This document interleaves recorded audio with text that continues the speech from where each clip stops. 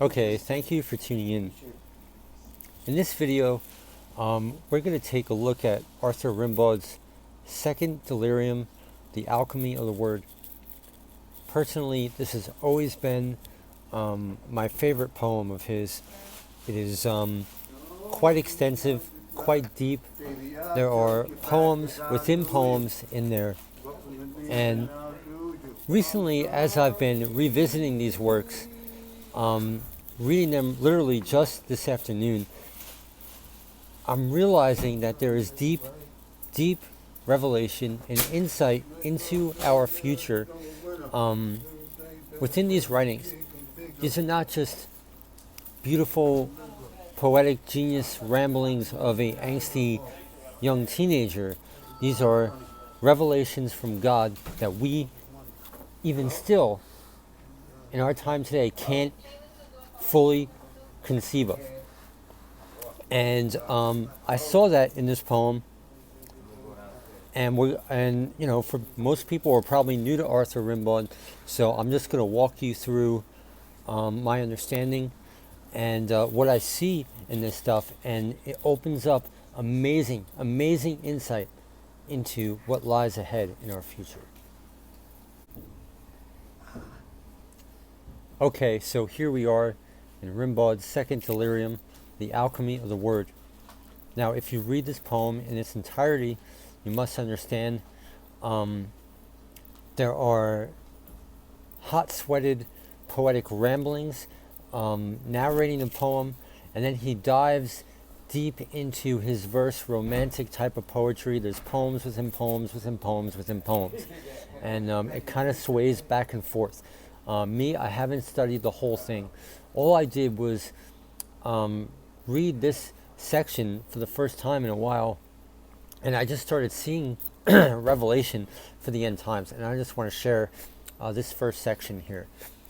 Okay, so what I'm learning is that we have to think very deeply about these words. There is deep revelation. These are not just ramblings that we should just be brushing off. Okay, so Rimbaud writes, "My turn now. The story of one of my insanities. For a long time I boasted that I was master of all possible landscapes, and I thought the great figures of modern painting and poetry were laughable." Okay, so Arthur Rimbaud is anything but a conformist, if you know anything about him. But what he's saying is, he's a typical angsty young teenage kid. He's probably, 19, 20 years old maybe. I don't know how old when he wrote this poem. And but most of us, when we're new in the faith, we think the standard mold of the apple cart is laughable, right? Because it's all conformity to Satan, right? And this is what Arthur is talking about. But notice he speaks in the past tense. He says, "For a long time I boasted that I was master of all possible landscapes, and I thought the great figures of modern painting and poetry were laughable." That means, so when he grew up a little, in his maturity, he's realizing to go back to the old mold. There is something there.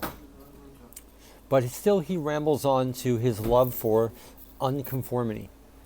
What I liked were absurd paintings, pictures over doorways, stage sets, carnival backdrops, billboards, bright colored prints, old-fashioned literature, church Latin, erotic books full of misspellings, the kind of novels our grandmothers read, fairy tales, little children's books, old operas, silly old songs, the naive rhythms of country rhymes.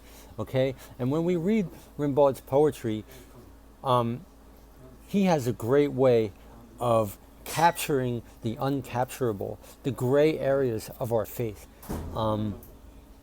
So it makes perfect sense why he would write such things. His love for conformity. Now he's also saying, he's continuing in his love for lack of conformity, rather. And this is revelation into our future. I dreamed of crusades, voyages of discovery that nobody had heard of, republics without histories, religious wars stamped out, revolutions in morals, movements of races and of continents. I used to believe in every kind of magic. Okay, so these are revelations that are going to happen in the kingdom on our future, within the age of Aquarius, the second coming of Christ, evolving into the third coming of Christ, all the way up until the end of material existence. We can't even conceive of this stuff, but this is what we should be expecting. And again, I want to take you back. He is still saying that he thought the great figures of modern painting and poetry were laughable, and he's going on and on, even into this revelation in the past tense. So, like, I think what he's saying, what we see as the tradition that we're throwing away in our time, you know, the conformed tradition, it seems like we might even go back to that. So there's a deeper revelation. Like if you thinking about what he's saying, that he used to think these things are laughable, and he's going on and on and on about the future progressive revelations that we can understand now. But he seems to be hinting that the old way of thinking that we're throwing away in our time now, we might end up going back to. There's something to it. Really amazing. Really deep. Okay? So he continues to write, I invented colors for the vowels. A black, E white, I red, O blue, U green. Okay? Now Arthur Rimbaud has a specific poem, I'll save that for another video if I have time for it, called Vowels. And the Lord was actually showing me these things. I was reading about it. We can learn, but these are biblical, the inspired word of God. A would be Aleph, E would be the Hey, okay? The gematria still stands, so you have to think of the Hebrew, and Rimbaud is giving us a key to connecting those two colors. And we have our biblical understanding of colors, but Rimbaud has a poem called Vowels, and he gets into his apocryphal insight that man can't even conceive of about these colors and about these specific vowels. So that's what he's referring to. He's referring to an older poem that he wrote that you could read in the book. But A would be Aleph, E would be the Hey, etc. So that's really amazing, but that's another study. I invented colors for the vowels. A black, E white, I red, O blue, U green. Now, this is an amazing revelation. I made rules for the form and movement of every consonant, and I boasted of inventing, with rhythms from within me, a kind of poetry that all the senses, sooner or later, would recognize, and I alone would be its translator. All right, these are not just romantic, poetic ramblings of some angsty, crazy kid, genius kid. These are revelations into our future. We all will have rules made for every movement of every consonant. Words will turn into action, will come to life.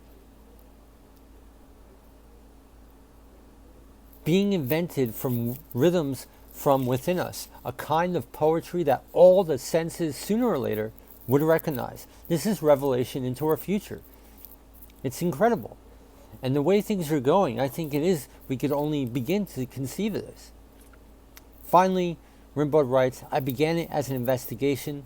I turned silences and nights into words. What was unutterable, I wrote down. I made the whirling world stand still. Now, biblically, the whirling world could be the quantum shifts, right? The whirlwind. When the sun and moon stand still, it's the days that we're living in now, the days that we'll probably be living in forever. Amazing indeed. So this is amazing insight into beginning to understand second Delirium, the alchemy of the word. Thank you for tuning in. Allah bless you.